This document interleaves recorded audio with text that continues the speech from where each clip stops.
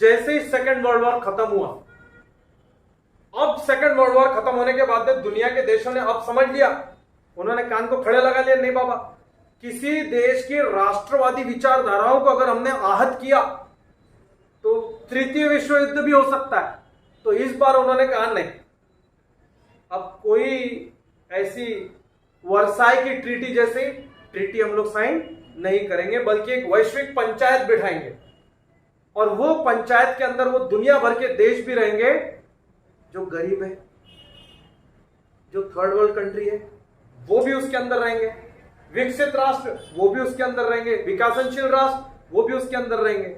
और इसी प्रकार से फिर उसी समय यूएनओ की स्थापना हुई, यूनाइटेड नेशन ऑर्गेनाइजेशन। और यूनाइटेड नेशन के रेजोल्यूशन अगर आप लोग पढ़ेंगे तो उसके अंदर कई सारे रेजोल्यूशन है, उसमें सबसे एक इंपॉर्टेंट रेजोल्यूशन ये था कि जो राष्ट्र आजादी मांग रहे हैं वो राष्ट्रों को आपको आजादी देनी होगी। तो ब्रिटेन, जिसके ऊपर विश्व युद्ध का सबसे ज्यादा परिणाम पड़ा, वो चाहते नहीं थे भारत को आजादी देना, वो तो और 100 साल चाहते थे कि भारत का शोषण किया जाए, क्योंकि उनकी तो इकोनॉमिक लगभग कोलैप्स हो चुकी थी युद्ध की वजह से, नौसेना बर्बाद हो चुकी थी, आर्मी बर्बाद हो चुकी थी। तो वो अब उनका पूरा फोकस भारत को और अच्छी तरह से एक्सप्लॉइट करने का था, शोषण करने का था। लेकिन यूनाइटेड नेशन ऑर्गेनाइजेशन ने एक रेजोल्यूशन पास कर दिया और उसमें उन्होंने ये बोला कि जो भी देश आजादी मांग रहे हैं उनको आजादी दे दो। तो उन्होंने यहां पे भी जब आजादी दी तो उन्होंने सीधी सीधी आजादी नहीं दी, उन्होंने ये कहा कि हमने इस देश को जैसे जीता था वैसे हम इस देश को वापस छोड़ के जाएंगे। मतलब जब दिया, हम लोगों ने जब इस देश पे कब्जा किया तब यहां पे भारत नाम का कोई चीज थी क्या? नहीं, ये तो राजवाड़े थे, रियासतें थी, बरोबर है। तो हम लोग उनको, उनके हाथ में उनका देश छोड़ेंगे, उनके हाथ में उनका क्षेत्र छोड़ देंगे। तो आप सरदार पटेल को क्यों इंपॉर्टेंस देते हैं? क्योंकि उस इंसान ने पूरी की पूरी देशी रियासतों को यूनाइट किया, एक किया, और इसको एक खंड बनाया और एक इंडिया बनाया।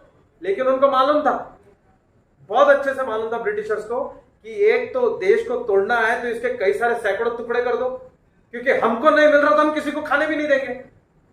हमको मिल रहा क्या? नहीं, तो हम तुमको भी खाने नहीं देंगे।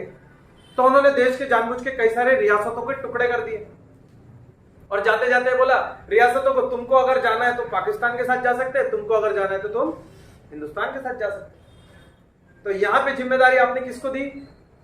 सरदार पटेल जी को। और सरदार पटेल जी ने ये जिम्मेदारी को हंसते हंसते स्वीकार और लगभग देश के सभी रियासतों को भारत के अंदर सम्मिलित करने के लिए न्योता दिया, और लगभग सभी रियासतें भारत के अंदर जुड़ भी गई। ऐसी भी रियासतें थी जो भारत के साथ में जुड़ना नहीं चाहते थे, लेकिन इनकी पॉलिसी की वजह से, इनकी सरदार पटेल, इनकी पॉलिसी की वजह से वो भी हमारे संपर्क में आए और उन्होंने भारत के अंदर अपने आप को विलीन करने के लिए इच्छा दर्शाई और भारत के अंदर विलीन हो गए।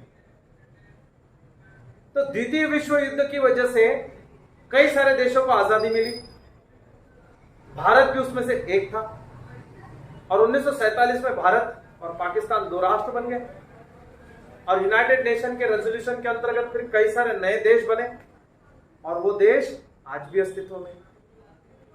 उसके बाद में जो एक एक्सप्लॉइट करने का जो एक तरीका था, मतलब शोषण करने की जो नीति थी, वो बदल गई। मतलब पहले कैसे भेड़िया खुद आ रहा है, बकरियों को उठा के लेके जा रहा है। 1947 के पहले कैसा था? ये गरीब देश है, इनके संसाधन को लूट लो, ये गरीब मुल्क है, इनका बर्बाद कर दो, इनको अपने ऊपर डिपेंडेबल बना दो, कि अगर तुमने हमारे लिए खनन का काम नहीं किया तो तुमको आज 2 वक्त की रोटी नहीं मिलेगी, अनाज हम तुमको नहीं देंगे, कोई एजुकेशन नहीं, कुछ नहीं। ये प्रत्यक्ष एक्सप्लॉयटेशन हो रहा है कि नहीं? तुम उनके संसाधनों के लिए, नेचुरल रिसोर्सेस के लिए तुम उनको एक्सप्लॉइट कर रहे हैं ना। तो ये 1947 के पहले होता था। मतलब भेड़िया खुद बकरियों को उठा के लेके जा रहा, मार के खा रहा है। 47 के बाद में ये रूप बदल गया।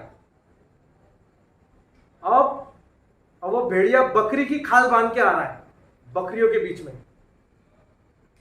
और बकरियों को लेके जा रहा है। इसका क्या मतलब है? इसका मतलब यह है कि आज मल्टीनेशनल कंपनीज, ट्रांसनेशनल कंपनीज जो है वो दूसरे देशों के अंदर इकोनॉमिक एक्सप्लॉयटेशन कर रही है। तो 1947 के बाद में कंपनियां जो है आज दूसरे देशों को चला रही है। हजारों एग्जांपल मैं आपको बता सकता हूं ऐसा।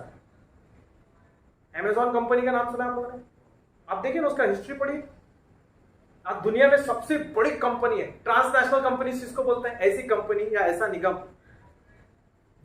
जिस कंपनी का राष्ट्रीयता ही लुप्त हो चुकी है। मतलब ऐसी कंपनी जिसका ओरिजिन अब आप नहीं बता सकते ये कौन से देश की कंपनी है। आपको लगता है आपकी है, कौन सी कंपनी ऐसी? पेप्सी। आप जानते हैं क्या पेप्सी का ओरिजिन क्या है? Coca Cola. जानते हैं क्या आप कोको कोला का क्या है? ये है ओरिजिन। एडिडास जानते हैं क्या? पूमा जानते हैं क्या? मैकडोनल्ड आज पूरी दुनिया में मिल रहा है कि नहीं?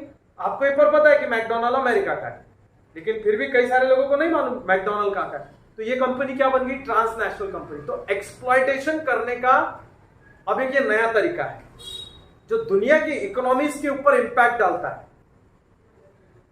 और तुमने अगर हमारी बात नहीं सुनी तब फिर हमारी कंपनी जो है वो तुम्हारे देश में काम करना बंद कर देंगे। अगर उसने काम करना बंद की तो तुम्हारे देश में लाखों लोग बेरोजगार।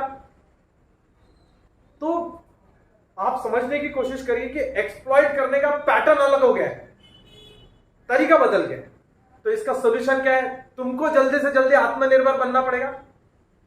इसका सॉल्यूशन क्या है? तुम इंपोर्ट कर रहे हो आज अगर तुम इंपोर्ट कर रहे हो तो तुम्हारे पास वो चीज नहीं है, और तुमने जिसके पास से इंपोर्ट किया अगर तुमने उसकी बातें नहीं मानी या उसके दोस्तों की बातें नहीं मानी तो तुमको वो चीज मिलने बंद हो जाएंगी। Am I right? तो तुम दब कर रहोगे कुछ विषयों में बोल रहा हूं, और तुम मतलब मैं पूरी दुनिया की बात कर रहा हूं। यही तो इंटरनेशनल पॉलिटिक्स में आपको समझना है। तो देखिए ना, ये वर्ल्ड वॉर सेकंड खत्म होता है और इंटरनेशनल पॉलिटिक्स चालू हो जाती है यहां पर, क्योंकि अब प्रत्यक्ष रूप में लड़ाई नहीं हो सकती, एक में एक से लड़ाई नहीं करेंगे। क्यों? क्योंकि अमेरिका ने हिरोशिमा और नागासाकी पर परमाणु बॉम्ब डाल के ये वॉर का सिस्टम ही बदल दिया। उसने बोला अब हम वो काम नहीं करेंगे कि हम हमारी फौज लेके जा रहे हैं, अटैक कर रहे हैं। उसने बोल दिया कि परमाणु बॉम्ब डालेंगे, और उन्होंने किया। तो बड़े युद्ध अगर हुए तो अब उसमें परमाणु युद्ध होंगे, हाइड्रोजन बॉम्ब चलेंगे, और अब युद्ध का फॉर्मेट बदल गया। इसलिए अब दो देश जो है वो युद्ध से कतराते हैं। लेकिन आपको अपनी सुरक्षा की जिम्मेदारी खुद उठानी पड़ेगी कि नहीं? यस और नो? आपको अपने डिफेंस पे खर्चा करना पड़ेगा कि नहीं? कई सारे लोग बोलते हैं हमारे देश में लोगों को खाने को नहीं है, पहनने के लिए कपड़े नहीं है। हम थर्ड वर्ल्ड कंट्री में आज भी हमारे देश की 60% आबादी भूखी सोती है, 70% आबादी गांव में रहती है, और उस सरकार को फौज के ऊपर इतना पैसा खर्च करना पड़ रहा है। क्या जरूरत है इस फौज की? ऐसे भी बोलते हैं कई लोग। अब आप खुद सोच के देखिए, कल को अगर युद्ध होता है तो फिर क्या टाइम पे आप भर्ती करेंगे? टाइम पे ट्रेनिंग देंगे? टाइम पे हथियार बनाएंगे? आपके पास उतना समय देंगे आपको? नहीं देंगे।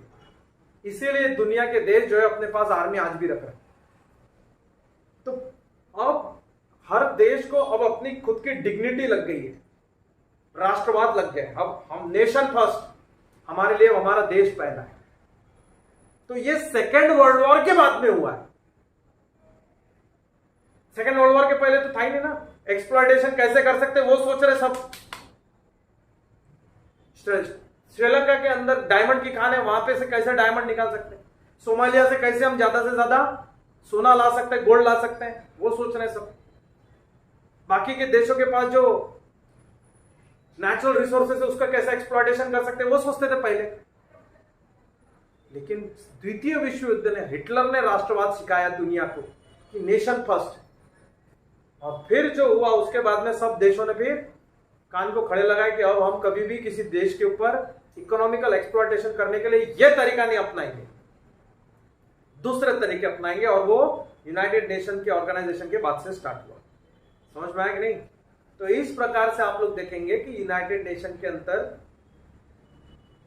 कई सारे रेजोल्यूशन पास किए गए, और इस वैश्विक पंचायत में कई सारे और डिवीजन भी किए गए। ठीक है, इकोनॉमिकल के लिए अलग डिवीजन बनाया गया, एनवायरमेंट के लिए अलग बनाया गया, पॉलिटिक्स के लिए अलग बनाया गया। आया समझ में? हाँ, तो इसी प्रकार आज आप लोगों का एक वर्ल्ड जो एक सिस्टम है वो यहाँ पे समाप्त होता है।